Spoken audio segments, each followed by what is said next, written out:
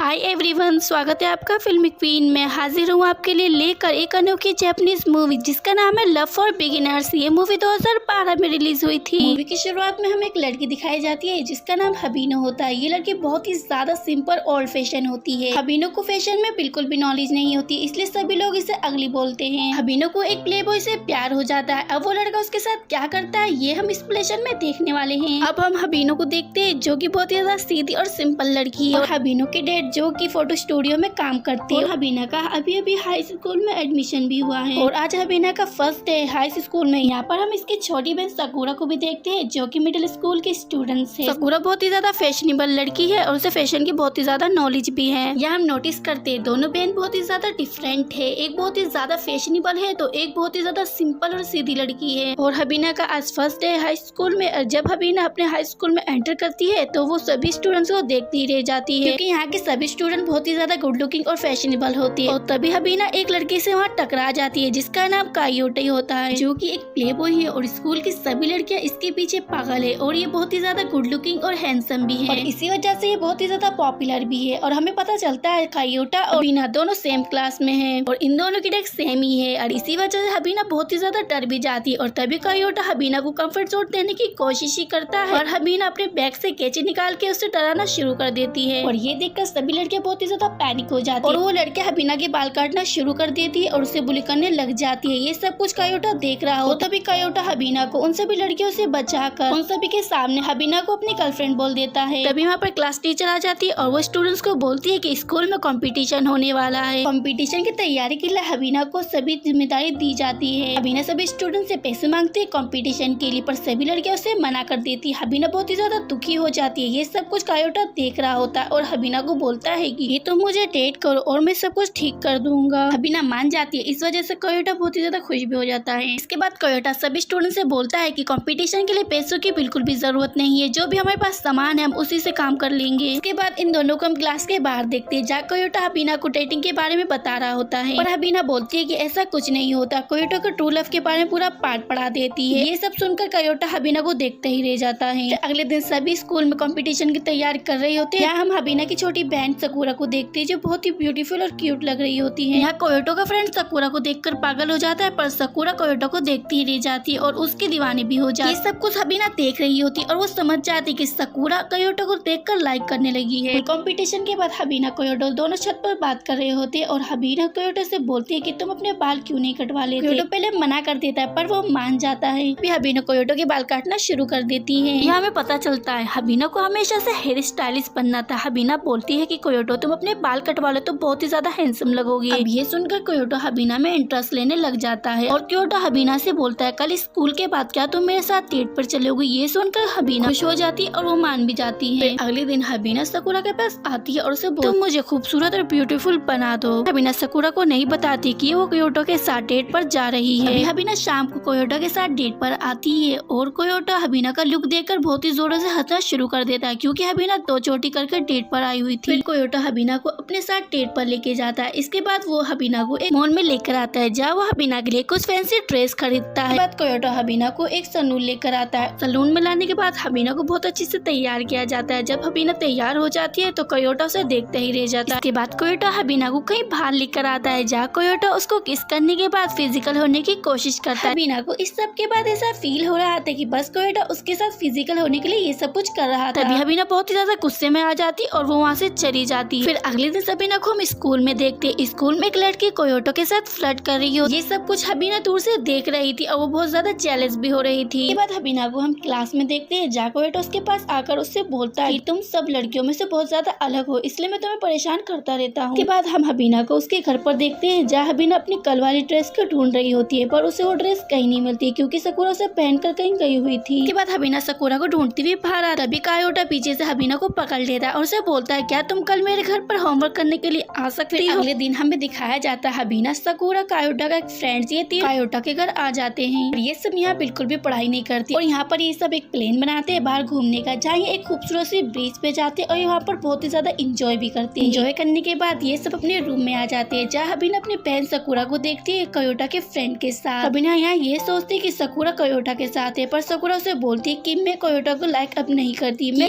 कायोटो के फ्रेंड को लाइक करती हूँ। इसके बाद कोयोटा हबीना को एक बहुत ही ब्यूटीफुल सी जगह पर लेकर जाता है। यहाँ कोयोटा हबीना को टेलीस्कोप की मदद से स्टार्स दिखाता है। तभी कोयोटा हबीना से बोलता है कि हम दोनों 1 साल बाद सेम ही दिन को यहाँ फिर से मिलने आएंगे, एक साथ बहुत सारे स्टार भी देखेंगे। लेकिन तभी हबीना कोयोटो से अपनी फीलिंग का इजहार कर देती है, पर कोयोटा वहाँ से चला जाता है। बाद हबीना को हम उसके घर पर देखते हैं, जहाँ हबीना बहुत ही ज्यादा सोचने लगती है कि कोयोटो को अब क्या होगा है। तभी हम कोयोटो को फ्रेंड्स को देखते हैं हबीना के घर पर, और वो बताने लगता है कि जब वो बहुत ही ज्यादा छोटा था उसके मम उसके डैड को चीट कर रही थी और उन सबको एक दिन वहाँ से छोड़ के चली भी गई थी, और इसी वजह से कोयोटा किसी पर भी ट्रस्ट नहीं कर पाता है। ये सब सुनकर हबीना बहुत ही ज्यादा इमोशनल हो जाती है और वो डिसाइड करती है कि कोयोटे के अंदर का जो डर है वो उसे खत्म करने की पूरी कोशिश करेगी। फिर हबीना कोयोटे की बर्थडे पार्टी की तैयारी करती है और कोयोटे से बोलती है कि मैं तुम्हारी मॉम की तरह बिल्कुल भी नहीं हूँ, मैं तुमसे प्यार करती हूँ और मैं तुम्हें कभी भी धोखा नहीं दूंगी। ये सब सुन के कोयोटा हबीना को किस कर देता है और ये दोनों रियल कपल बन जाते हैं। बाद हम हबीना और कोयोटो को एक साथ देखते हैं। हबीना बहुत ही ज्यादा फैशनेबल हो जाती है और यहाँ ये दोनों एक साथ बहुत ही ज्यादा अपनी लाइफ को बहुत ही ज्यादा एंजॉय भी कर रही थी। अभी हमें एक न्यू लड़की दिखाई जाती है जिसका नाम नीना है। ये कोयोटो के मिडिल स्कूल की फ्रेंड्स है, जहाँ नीना कोयोटो से मिले भी आई है। नीना यहाँ कोयोटो के साथ बहुत ही ज्यादा फ्लर्ट भी कर रही है। अब ये सब कुछ हबीना दूर से देखकर बहुत ज्यादा जेलस फील हो रही थी। इसके बाद हबीना नीना दोनों एक साथ बात कर रही होती है, तो इसके दौरान नीना हबीना से बोलती है मैं कोयोटो की लाइफ का सबसे पहला प्यार हूँ। ये सुन के हबीना बहुत ज्यादा टेंशन में आ जाती है और हबीना सोचती है कि नीना कोयोटो को उससे छीन न ले। इसके बाद हम देखते हैं कोयोटो की मॉम बहुत ही ज्यादा बीमार है। कोयोटो के डैड से बोलते हैं कि जाओ अपनी मॉम से एक बार हॉस्पिटल में जाकर मिल लो, वो तुमसे मिलना चाहती है। इसके बाद कोयोटो और हबीना एक साथ बात कर रहे थे, तो हबीना उससे बोलती है क्या हम स्कूल के बाहर कहीं घूमने चलते हैं, पर कोयोटो उससे मना कर देता है। कोयोटो स्कूल के बाद सीधा हॉस्पिटल जाता है अपनी मॉम से मिलने के लिए। हॉस्पिटल के बाद नैना का मैसेज आता है कि मैं तुमसे मिलना चाहती हूँ और कोयोटो नैना से मिलने चला जाता है। कोयोटो और नैना एक साथ बात कर रही होती है, तभी नैना कोयोटो से बोलती है हम सेम ही यूनिवर्सिटी में अपनी स्टडीज कंप्लीट करेंगे जैसे कि हमने मिडिल स्कूल में प्रॉमिस किया था। इसके बाद कोयोटो और नैना एक साथ बाहर जा रही होती है, तभी हबीना दूर से इन दोनों को साथ में देख लेती है। ये देखकर हबीना का दिल बहुत ज्यादा टूट जाता है और वो उससे ब्रेकअप करके वहाँ से चली भी जाती है। इस सब के बाद कोयोटो हबीना के पास जाता है और हबीना को ऐसा फील हो रहा था कि कोयोटो नैना के साथ ही घूमना चाहता है, इसलिए कोयोटो ने हबीना के साथ घूमने के लिए मना कर दिया था। पर कोयोटो ने इसलिए ही मना किया था कि कोयोटो अपनी मॉम से हॉस्पिटल में मिलना चाहता था। सबके बाद ऐसे ही कुछ दिन बीत जाते के बाद एक दिन हबीना को स्टूडियो से एक कॉल आता है। हबीना को मॉडलिंग करने की एक ऑफर दिया जा रहा है और वो इस ऑफर को एक्सेप्ट भी कर लेती है। हबीना को मॉडलिंग में बहुत ही ज्यादा इंटरेस्ट भी होता है और हबीना का फोटो शूट भी होता है जो मैगजीन में छप जाती है हबीना की फोटो, और हबीना इस मैगजीन की वजह से बहुत ही ज्यादा पॉपुलर भी हो जाती है। सभी स्कूल के बच्चे बहुत ही ज्यादा शॉक्ड भी हो जाते हैं। इसके बाद हबीना अपने करियर पे पूरा फोकस करती है और बहुत ज्यादा मेहनत भी करती है। इसके बाद हम कोयोटो को देखते हैं जो अपनी मॉम से हॉस्पिटल में मिलने आया था। हॉस्पिटल के बाद कोयोटो नैना के पास कॉल करता है और उससे मिलने के लिए मना कर देता है, क्योंकि नैना ने कोयोटो के साथ क्रिसमस 7 स्टार देखने का प्लान बनाया था और कोयोटो इससे मना कर देता है। इसके बाद कोयोटो भागता हुआ स्टेशन पे जाता है पर उसकी मेट्रो मिस हो जाती है। यहाँ मैं आपको बता देती हूँ कि कोयोटो यहाँ पर क्यों आया। आज वही सेम डे है जो 1 साल पहले कोयोटो और हबीना साथ में मिलकर स्टार देख रहे थे और तभी कोयोटो ने प्रॉमिस किया था कि हम दोनों 1 साल बाद सेम डे को साथ में मिलकर स्टार देखेंगे। अगले सीन में हम हबीना को देखते हैं जो कि अकेले क्रिसमस स्टार देखने आई थी और हबीना कोयोटो का बहुत ही ज्यादा वेट करती है और कोयोटो वहाँ नहीं आता। और तभी हबीना कोयोटो का दिया हुआ नेकलेस को वहाँ से फेंक देती है और वहाँ से जाने लगती है। तभी हबीना पीछे मुड़कर देखती है जहाँ कोयोटो राइट टाइमिंग पर यहाँ पर आ जाता है। हबीना कोयोटो को देख के बहुत ही ज्यादा खुश होती है और तभी कोयोटो हबीना को हक भी करता है। तो दोस्तों ये थी लव फॉर बिगिनर्स की फुल स्टोरी। कुछ इसी तरह दोस्तों इस मूवी का यही एंड होता है। तो दोस्तों जाने से पहले चैनल को सब्सक्राइब करना मत भूलना और बेल आइकन भी दबा देना।